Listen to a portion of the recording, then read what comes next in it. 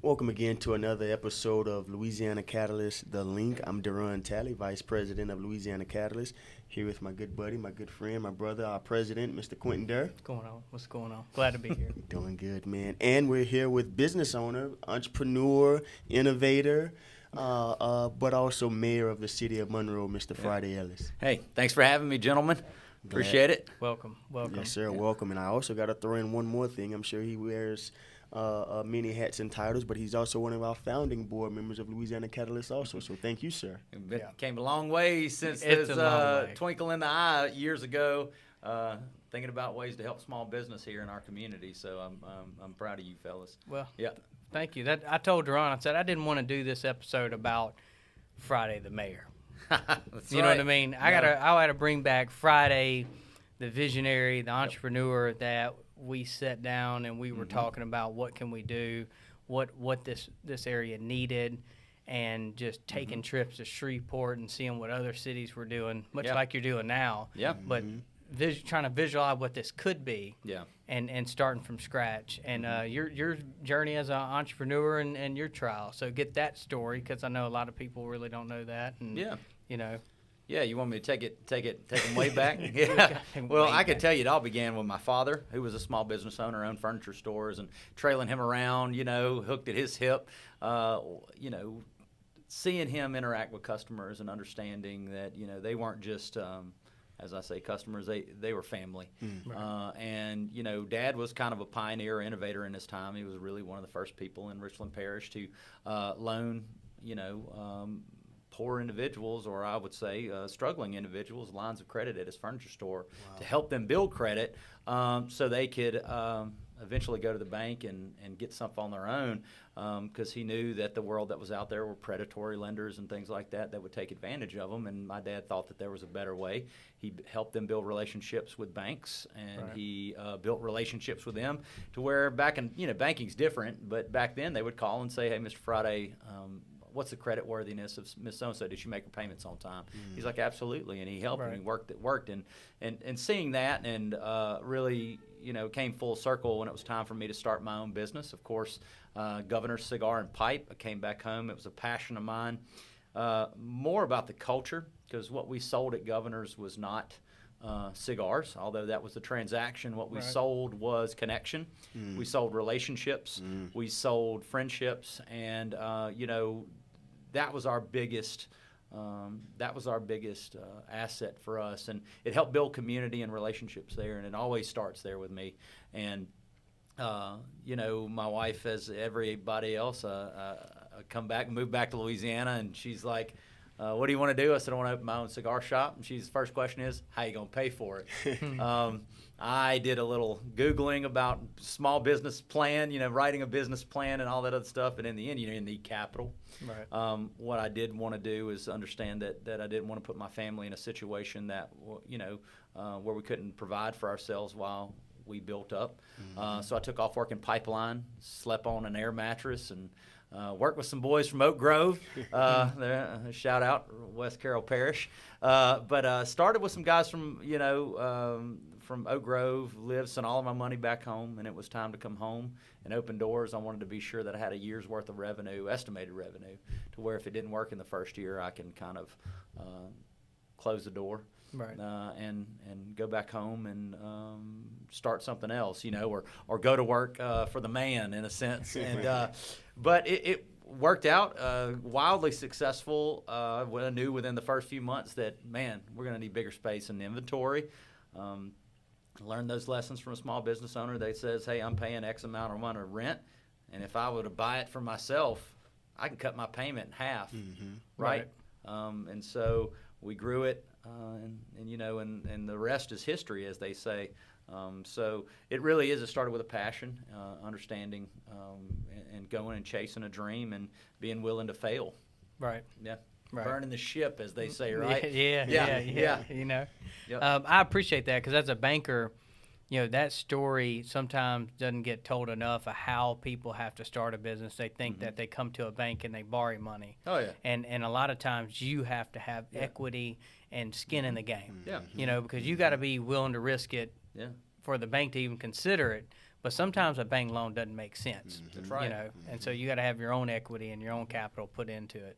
Yeah, So- well, that was the whole purpose behind Catalyst, right? Right. We went to visit places, and what we learned from SBDC is that their staff, is so small and they cover such a huge area.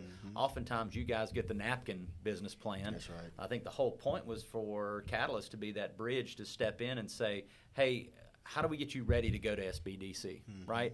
Or how do we get your business ready to go to Meatpole, or who are all the other places that you guys were meeting with, and to really take that perspective, like you said, from a lending perspective, and how to translate that into somebody who's starting a business. Because in the end, I tell people all the time, the reason I went off, now, don't let this discourage you from partnerships, but I said the only ship that is designed to sink is partnerships. I laugh and say that, but no, I know some people who have a beautiful partnerships, and I've seen businesses kind of go their separate ways. But the one thing I wanted to do was to let me do it on my own. And when I come to that point where I may need some help, that's when I'll go out and ask for it. But when you think of a bank is your partner, and it has to be treated as a partnership. That's right. Because in the end, the bank is going to have to get paid, right? Your partnership, so your shares are going to get there. But what I've learned is that when you've got a great relationship with a banker, they're really investing in you and investing in 100%. your dreams and your businesses. And we've I've had some great relationships with bankers, and time of the pandemic, right? I knew that we had built my business, and we went out and bought some commercial properties and started Governor's Property Group, LLC. And so during that time, because of the relationship with my bank, I went to them and said, hey, look, is there any opportunity for me to pay you interest on these and cut that in half? And with doing that and being able to pay interest, I was able to help the people who were inside of my business to say, hey, guys, I'm going to, pay what you can for now. Right. We're going to get past this. But if it weren't for that relationship with my bank, who knew our credit worthiness and who knew us, and that we're going to do what we say, and for the bank to say, we understand what small business is going through, so sure, we'll get it to where you can pay the interest only on this note, to where we can, get you through this as well. So, yeah, there's lots of lessons learned, but I learned them the hard way, and sometimes that's the best way. Right. As a kid, you put your hand on the stove, it's hot, to learn those lessons. But I've been fortunate enough, though, to have people in my life who really reach out and mentor and to help me along. Yeah, and that's one of the things that we focus on here in the pillars of Catalyst, is talk about that networking, that collaboration. Thus, the name of the show, The Link, is really connecting, building that common unity, of finding the right resources, the right people, the right mentors to surround yourself with in order to build and grow and succeed. Not just in business but in life. We have life coaches, we have other uncles and grandfathers that pour into us, but we all still need that link of connectivity to something or somebody to be stronger and to build from. So well, it's like you said, a sage or an oak, somebody that's been there, a Yoda, if you wish, but somebody that you can lean on and turn to in times, because I knew what I was really strong at, and I was strong at selling my passion for my love for cigars, because I knew that all studies show you that you've got you market to 8% of your total population. That's right. And that's a tough nut to crack in Monroe. And you start looking at that's your target market, and then you start looking at who your competition is, which is online, right? I knew I had to provide an experience at Governor's, and I'll tell you this. I'm proud to say that we really changed the way cigar retail looked along the Gulf South, because people are talking about, hey, do you see these crazy events that they're happening over at Governor's? Right. And part of that was to expose other small businesses. So at any point we would throw an event. We'd have 5 different food trucks. We would have florists to come in, and all of our fans would have these hanging displays from the ceiling to the floor with nothing but these flowers displays that were put together, and we would have alcohol tastings and beer tastings from our local breweries, and we would just pull all of these culture creators together to give exposure to one another's business, because that was the only way we were going to survive this. And what we were talking about, and I'll always go back to it, was creating an environment for small business. And I always say this a lot, and it's one of my favorite explanations, and it really was that watershed moment for me when I was watching this this podcast called Salt, Fat, Acid, Heat, and it's the 4 great elements to make a good meal. And the chef was in Japan, and she went to this soy maker who's one of the only people who make soy the original way. And she goes to this guy, and he's stirring this huge vat, and she goes, "So you make the soy?" And he kind of chuckled a little bit, and he said, "No, I don't make the soy." He said, "It's the microorganisms inside this barrel that make the soy." He said, "It's my job to create the environment for it to thrive." Right? And I felt that way when you talked about, you use the word visionary. I just the way I think of it is doing what's right by your fellow business owners, because I know the struggle. My wife at the time when I opened my business was a teacher in the classroom. I didn't take a paycheck home for a year and a half. I mean, there's a lot of stories that may be written about what people thought Friday Ellis comes from, or what they thought who Friday Ellis is, and that he had all this help, and he's just somebody who, no, I'm from Rayville, right? My dad raised me, right behind a gas station, just me and my dad, and I just know that, I saw his passion, and I saw, and I'm going to tell you, I wish there was a Cinderella story for my father. There wasn't. My dad, lost his furniture business in one bad business decision to cater to cater to a different class or clientele. He wanted to go, hey, I want to go bring the nice furniture in, where obviously, because rich people have money to spend on this, that, and the other. Well, sure enough, he made a bad business decision, and it was a learning decision. And my dad was there for me always to tell me about his lessons learned in business and life, and how they can affect you and affect your business. But in the end, what Dad never lost was his love for people. And he knew exactly, and people, what I've learned, and especially during this election cycle, Dad never lost people's love for Dad, because I could remember the day of the election that they were wanting to, 3 or 4 families that I visited with sat in their living room and said, "I bought that furniture from your father." Wow. And I was like, man, my dad hadn't sold furniture in 30 years, and they were like, he was a good man, and this is good furniture. Yeah, they don't make furniture or men like that. I guess anymore, I was just fortunate to have a great mentor. I saw the ups and downs of a small business owner, but it was worth it to me, because I understood the joys of the highs. You know what I mean? And all that hard work is definitely worth paying off. And so that's my 5 and out on Friday Ellis, the small business owner. And but I just think things like this, and you guys getting that information, because I think that's what's important about all of this, is information sharing. Having to break the hard news to people. Well, no, there's not really any grants of that type that somebody's just going to give you $100,000 to start your business. There is no free money. There is no free money. It was debunking some of those myths. And then also, really inspiring people to say, hey, someone just like you came to me at this moment right now, and look what they're doing, and to find and come on the other side of this, and to show people that it's, it was totally worth it. And people can do things. And so, that's what I'm really excited to see how you guys operate, and the things that come out of here.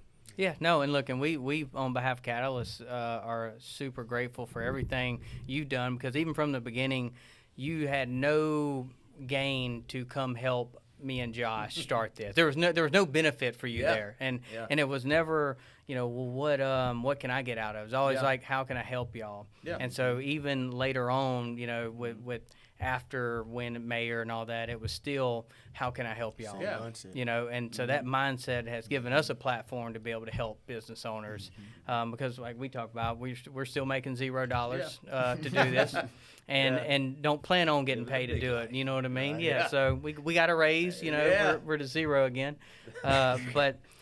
Just providing those community services and building the relationships and letting that foster other things. So it's been a blessing to work with the city. Y'all been Like very I said, kind. you came a long way. This is wonderful, and I understood how the pandemic really affected Catalyst. Oh, and yeah. that Yeah. shared workspace was critical for you guys to pay your bills. But one of the felt needs of this community, and we've known, was that a small business incubator. How do we have something in South Monroe you serve the entire city, but really something in South Monroe that could be a point of pride for people who have questions about business, to say, how can I get my business started? Because when it boils down to it, the fastest way you're going to grow your community is through local talent. Right. My wife just gave this beautiful speech today about how to grow your own educators and pipeline educators. She said 60% of educators teach in a school within 20 miles of where they went to high school. Wow. And so it's the same way. So, I'll share this statistic with you too.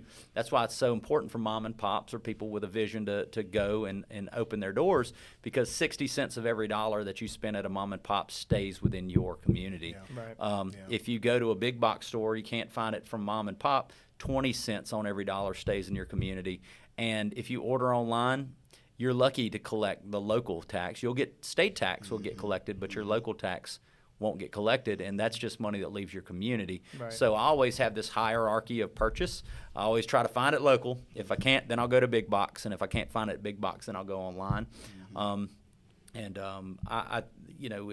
imperative. But to have a tool like this, to have two folks who are passionate about small business and helping people grow their dreams, I think my mission is, for you guys next, is how do we get the word out that you guys are here, and how do we get people in here to help you connect them to resources that they need. Yeah, absolutely. And we say it's free workspace. Yeah. So it's not even after getting you started. We walk along with you along that journey, and even existing companies work with them with workforce development and other issues. So Yeah, very good. Well, I'm proud of you guys, and when I tell you that you came a long way, you came a long way.